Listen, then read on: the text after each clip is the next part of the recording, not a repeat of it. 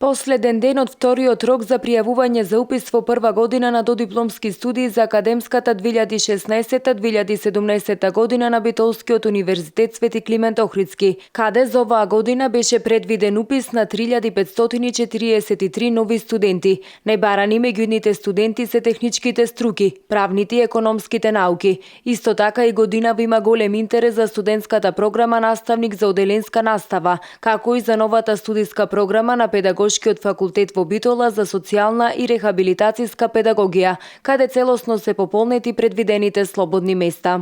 За студиската програма по предвидување се уште имаме празни места, што значи доколку некој од кандидатите е заинтересиран да се запише нова студиска програма, има денес можност до 15 часот тоа да го направи. И секако тука е нашата заедничка студиска програма со Техничкиот факултет од Битола, тоа е студиската програма по информатика и техничко образование и тука имаме празни места.